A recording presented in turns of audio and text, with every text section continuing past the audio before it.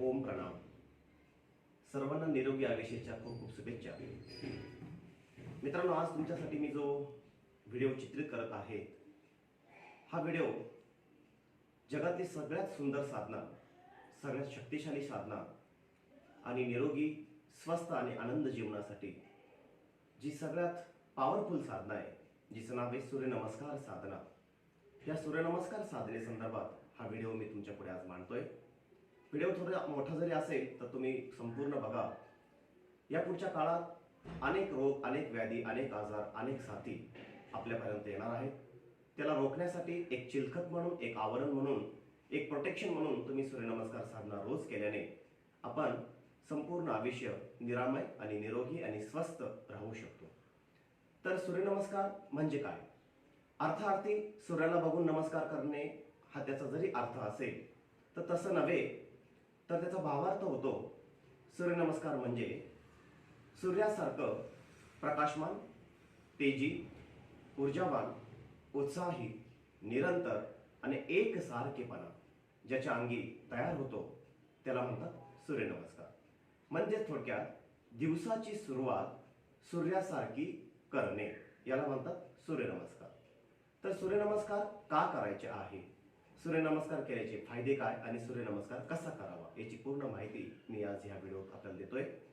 तर यातला सूर्यनमस्कार केल्याचा पहिला फायदा होतो आपल्या मस्किटो स्केलेटल सिस्टमला. मसल स्केलेटल सिस्टम म्हणजे आपल्या शरीरात 13 विविध ठिकाणी मसल्स आहे. जसं आपल्या चेहऱ्याचे मसल्स वेगळे, मानेचे मसल्स वेगळे, खांद्याचे मसल्स वेगळे, हाताचे मसल्स वेगळे, पोटाचे मसल्स वेगळे, असे आपलं शरीर 13 विविध ठिकाणी मसल्सने बनलेलं आहे. या 13ही मसल्सचा एकाच वेळेस अभ्यास करणं म्हणजेच सूर्यनमस्काराचा परिपूर्ण व्यायाम होणं. सूर्यनमस्कारमध्ये आपल्या ह्या 13 सिस्टम एक युनिट प्रमाणे काम करतात, एकत्रित काम करतात. एकाच वेळेस या 13ही मसल सिस्टमला व्यायाम मिळाल्याने या 13ही मसल सिस्टममध्ये भरपूर मोठ्या प्रमाणात ऑक्सिजन निर्माण केला जातो किंवा ऑक्सिजन आत केला जातो. आणि या ऑक्सिजनच्या वाढीव प्रमाणामुळे आपल्या त्या 13ही मसल सिस्टममध्ये, मस्क्युलोस्केलेटल सिस्टममध्ये भरपूर अशा मोठ्या प्रमाणात प्रोटीन्स तयार होतात, विटॅमिन्स, कार्बोहायड्रेट्स तयार होतात. आणि त्या ठिकाणी रक्ताचा प्रवाह प्रत्येक ऊतीला, प्रत्येक पेशीला, प्रत्येक टिश्यूला मिळाल्यामुळं आपलं शरीर वरपर्यंत तर खालून आणि शरीराचा प्रत्येक भाग, प्रत्येक इंद्रिय, प्रत्येक टिश्यू हा संपूर्ण रिपेअर केला जातो. या 13 ठिकाणी या मसल्स ज्या आपल्या आहे, सूर्यनमस्कारामुळं या मसल्समध्ये अंकुचन आणि प्रसारण पावण्याची क्षमता वाढते. कारण सूर्यनमस्कार करताना 12 आसनांचा जो संच केला जातो त्यामुळे प्रत्येक मसल्सवर कधी ताण येतो तर कधी फ्लेक्झिबिलिटी वाढते. आणि ह्या लंब अंकुचन आणि प्रसारण पावण्याच्या स्थितीमुळे आपल्या प्रत्येक मसलचा भरपूर असा मोठ्या प्रमाणात व्यायाम होतो. सगळ्यात महत्त्वाचं म्हणजे शरीराची ताकद वाढते, शक्ती वाढते, ऊर्जा वाढते, उत्साह वाढतो. तर अशा प्रकारे या 13 मसल सिस्टमचा एकाच वेळेस अभ्यास करणारा एकमेव जर कुठला व्यायाम असेल तर तो सूर्यनमस्कार. आणि म्हणून सूर्यनमस्कारांना व्यायामाचा बाप म्हटलं गेलेलं आहे. दुसरी सगळ्यात महत्वाची सिस्टम आहे आपली कार्डिओव्हॅस्क्युलर सिस्टम, म्हणजे आपली हृदयाची सिस्टम.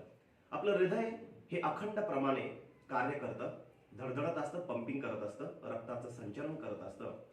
आणि सूर्यनमस्कार केल्याने आपल्या हृदयाची जी कंडिशन्स आणि इफिशियन्सी ती अत्यंत जबरदस्त वाढते.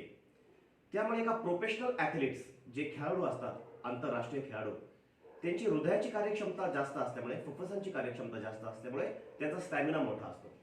अशा प्रोफेशनल ॲथलीट सिस्टमचा हृदयाचा जो गती, जो विकास असतो, जी शक्ती असते ती सूर्यनमस्कारात एका सर्वसाधारण व्यक्तीची पण तयार होते. त्यानंतर हृदयाचं फंक्शन खूप प्रॉपर केलं जातं. आपल्या हृदयाचे ठोके हे मिनिटाला किती असावे त्याचं जसं एक मेडिकल सायन्समध्ये गणित आहे. सूर्यनमस्कार केल्याने ह्या हृदयाची गती किंवा हृदयाचं फंक्शन हे प्रॉपर आणि मजबूत केलं जातं. हृदयाच्या गतीवर नियंत्रित येऊन अतिरिक्त जो दबाव तयार होतो हृदयावर, रक्त विसरण्यावर, पंपिंग करण्यावर, हा दबाव कमी होऊन जातो. म्हणजे मायक्रोकार्डियल कॉन्ट्रॅक्टिलिटी, मायक्रोकार्डियल स्ट्रेंथ, मायक्रो रेस्पिरेटरी इफिशियन्सी आणि फिटनेस, हृदयाचा फिटनेस प्रचंड वाढतो. सगळ्यात महत्त्वाचं म्हणजे हृदयाचा व्यायाम सूर्यनमस्काराने ऑटोमॅटिक होतो. त्यामुळे हृदयाचे जे काही आजार आहे, कार्डिओव्हॅस्क्युलर सिस्टमचे जे काही आजार आहे ते सगळे दूर केले जातात. Systolic blood pressure, peak expiratory flow rate, vital capacity, respiratory rate, heart rate, diastolic blood pressure कमी होते किंवा हृदयाचे हे सगळे जे विकार आहे हे दूर होऊन हृदय प्रचंड गतीने आणि प्रचंड क्षमतेने काम करायला लागतं. त्यामुळे एक नवीन उत्साह, नवीन एनर्जी येते, एक नवीन तरुणपण आणि आनंद जीवनात निर्माण होतो. सूर्यनमस्कार केल्याने तिसरी सगळ्यात मोठी सिस्टम आपली जी वर्कआउट केली जाते तिचं नाव आहे रेस्पिरेटरी सिस्टम, म्हणजे श्वसन तंत्र. श्वसन तंत्र प्रचंड प्रमाणात मजबूत केलं जातं. ज्या श्वसन तंत्राचा सगळ्यात मुख्य गाभा आहे आपले फुफ्फुस, आपले लंग्स दोन्ही साईडला. हे लंग्सची कॅपॅसिटी 20 लाख लिटर ऑक्सिजन घेणं आणि सोडण्याची असल्याने आपण ह्या कमी श्वसन तंत्राच्या गतीमुळे किंवा आपल्या श्वसन तंत्रावर आपलं लक्ष नसल्यामुळे आपण 10 ते 12% त्या फुफ्फुसाची कार्यक्षमता वापरतोय. सूर्यनमस्कार केल्याने फुफ्फुसाची कार्यक्षमता प्रचंड प्रमाणात वाढल्यामुळे आपल्याला मॅक्झिमम प्रोडक्टिव्हिटी वाढते, आपल्यामध्ये उत्पादक क्षमता वाढते, आपली कामाची गती वाढते, कामाची क्षमता वाढते, थकवा, आळस, निद्रा जास्त येत नाही. त्यामुळे शरीरात ऑक्सिजनची पातळी तर वाढतेच, रक्तामध्ये भरपूर मोठ्या प्रमाणात ऑक्सिजन वाढल्यामुळे रक्ताचा रक्ताभिसरण किंवा रक्ताचा फ्लो शरीरामध्ये केसापासून तर तळपायापर्यंत अगदी मजबूत पद्धतीने झाल्यामुळे शरीरातले कॅन्सर सारखे विकार किंवा टॉक्सिक्स, केमिकल, जिथं काही शरीरात रोग असतील, अडथळे असतील, अडचणी असतील, ब्लॉकेज असतील ते सगळे निघून जातात. सगळ्यात महत्त्वाचं म्हणजे आपल्याला जीवनामध्ये जो आळस, नैराश्य, डिप्रेशन, नकारात्मकता असते ती सूर्यनमस्कार केल्याने आणि हा रक्ताचा फ्लो वाढल्याने, रक्त शुद्धीकरण, रक्ताभिसरण वाढल्याने पूर्णपणे नाहीसा होतो. फुफ्फुसांची कार्यक्षमता वाढल्याने शरीरात प्रचंड शक्ती, ताकद वाढते. फुफ्फुसाची गती, आपल्या फुफ्फुसांची क्षमता वाढल्यामुळे आपल्याची रोग प्रतिकारक क्षमता जी आहे, जी आता कोरोनाच्या काळात आपल्याला सगळ्यात जास्त हवी आहे, या पुढच्या काळात हवी, ती रोग प्रतिकारक क्षमता म्हणजे इम्युनिटी पॉवर आपली जबरदस्त वाढते. त्यानंतर चौथी सिस्टम रिपेअर केली जाते सूर्यनमस्काराची, म्हणजे डायजेस्टिव्ह सिस्टम, म्हणजेच पचन संस्था. सूर्यनमस्कार केल्याने सर्वाधिक जास्त जर कुठल्या भागाचा व्यायाम होतो शरीराचा, तो पोटाचा. कारण पोटाचे जे स्नायू आहे, सूर्यनमस्काराच्या 12 संचामध्ये मी तुम्हाला प्रॅक्टिकल सूर्यनमस्कार कसं करायचं ते दाखवणार आहे शेवट या व्हिडिओच्या. तुम्ही बघत राहा व्हिडिओ शेवटपर्यंत. या पोटाच्या ज्या स्नायू आहे त्याच्यावर सर्वाधिक जास्त लंब आणि अंकोचन झाल्यामुळे ताण पडतो. म्हणजे जेव्हा आपण मागे जातो तर पोटाचे स्नायू ताणले जातात, जेव्हा आपण खाली येतो तर पोटाचे स्नायू अंकुचन पावतात. आणि या अशा अंकुचन आणि प्रसरण पावल्याच्या गतीमुळे आपल्या पोटामध्ये जेवढे इंद्रिय, पोटामध्ये जेवढे स्नायू आहे, जेवढ्या सिस्टम्स आहे, त्या सगळ्याच्या सगळ्या अतिशय कार्यक्षम होतात आणि रिपेअर होतात. सगळ्यात महत्त्वाचं म्हणजे त्या मेटाबॉलिक सिस्टम सशक्त झाल्यामुळे कन्व्हर्जन रेशो आपला वाढतो. कन्व्हर्जन रेशो म्हणजे आपण अन्न जे खातो हे अन्न आपल्या लिव्हर सिस्टम मध्ये गेल्यानंतर त्यापासून जे सप्तधातू बनायचे ते सप्तधातू बनण्याचा रेशो, कन्व्हर्जन रेशो वाढतो. शरीरात अतिरिक्त जिथं फॅट जमाय, चरबी जमाय, ज्याच्यामुळे आपलं वजन वाढलंय, पोटाचा घेर वाढलाय, पोटाचा आकार वाढलाय, पाठीवर आणि पोटावर चरबी वाढली, या सगळ्या फॅट्सचा, या सगळ्या चरबीचं कन्व्हर्जन, रूपांतर एनर्जीमध्ये केलं जातं. त्यानंतर आपल्या शरीरामध्ये असलेल्या साखरेचं सुद्धा कन्व्हर्जन इन्शुलिन मध्ये केलं जातं. म्हणजे सूर्यनमस्कार केल्याने आपल्या अन्नाचं सप्तधातूमध्ये रूपांतर होणं, चरबीचं ऊर्जेमध्ये रूपांतर होणं, साखरेचं इन्शुलिन मध्ये रूपांतर होणं, असा हा कन्व्हर्जन रेशो, रूपांतरित रेशो खूप मोठ्या प्रमाणात वाढतो. त्यामुळे मधुमेहावर म्हणजे शुगर हा भारतातला आता सगळ्यात मोठा रोग आहे. शुगरवर सुद्धा मात करता येते, शुगर क्युअर केली जाते. त्यानंतर बद्धकोष्ठता म्हणजे पचनशक्ती मंदावल्यामुळे सध्या सगळीकडे बद्धकोष्ठता म्हणजेच पोट साफ न होण्याचा जो विकार आहे किंवा पोटापासून निर्माण होणारे जे आजार आहे, सर्वसाधारणपणे आयुर्वेद शास्त्रात म्हटलं गेलं की पोटामुळे 200 पेक्षा जास्त रोग तयार होतात. हे पोटाचे सगळे विकार दूर केले जातात. रक्तातला हिमोग्लोबिन प्रचंड प्रमाणात वाढतो. म्हणजे सूर्यनमस्कार केल्याने आपला जो हिमोग्लोबिन आहे, जो आपला एनर्जीचा खरा सोर्स आहे, आज आपण जर जास्तीत जास्त काम करत असतो तो हिमोग्लोबिनमुळे करतो. ज्याचा 14 ते 15 हिमोग्लोबिन असतो ते 10-12 तास काम करू शकतात. ज्यांचा रक्तातील हिमोग्लोबिन 8 ते 9, 10 असतो त्यांना लवकर थकवा येतो आणि म्हणून हिमोग्लोबिन पण नियंत्रित केला जातो. पाचवी सगळ्यात महत्वाची सिस्टम सूर्यनमस्काराने आपल्या शरीरातली रिपेअर केली जाते, म्हणजे नर्वस सिस्टम. नर्वस सिस्टम म्हणजे आपल्या मेंदूची सिस्टम. सूर्यनमस्कार केल्याने सर्वाधिक जास्त फायदा मेरुदंडाला मिळतो. आपण जसं बसलेलो आहे तर आपण बसताना आपल्या मेरुदंडावर बसलेलो आहे आणि ह्या मेरुदंडात आपले सप्तचक्र आहे. सगळ्यात खाली मूलाधार चक्र, स्वादिष्टान चक्र, मणिपूर चक्र, अनाहत चक्र, विशुद्धी चक्र, आज्ञा चक्र आणि सहस्रार चक्र. तर हे सप्तचक्र एका दोरीत येतात. मेरुदंड लवचिक बनतो कारण सूर्यनमस्काराच्या 12 संचामध्ये जेव्हा आपण मागे येतो, पुढे येतो, तर मेरुदंड लवचिक होतो, फ्लेक्झिबल होतो. आणि मेरुदंड फ्लेक्झिबल झाल्यामुळे आपली ग्रहण क्षमता, समजण्याची, गोष्टी समजण्याची, शिकण्याची वृत्ती वाढते. आपल्यामधला अहंकार, दंभिकपणा किंवा खोटं बोलण्याची वृत्ती कमी होऊन जाते. सहजता, लवचिकता प्राप्त होते. विद्यार्थी असतील तर त्यांची ग्रहण क्षमता वाढते, गुणवत्ता वाढते. नोकरीवाले, व्यापारी, शेतकरी कोणी असतील तर त्यांच्या कामामध्ये इफिशियन्सी वाढते.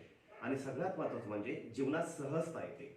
तर हा मेरुदंडाचा अभ्यास सूर्यनमस्कार केल्यामुळे आपल्या नर्वस सिस्टम म्हणजे आपल्या मेरुदंडामध्ये उजव्या डाव्या बाजूला इडा आणि पिंगळा नाडी आहे आणि मध्य भागात जी सुषुम्ना नाडी, या 3 मुख्य नाड्या ज्या रक्ताचं संचलन करतात शरीरात, या तिन्ही नाड्या, मेंदूला सगळ्यात जास्त रक्त लागतं. म्हणजे आपल्या शरीरात असलेल्या रक्तातला जवळजवळ 70 ते 80% हिस्सा हा फक्त मेंदूकडे.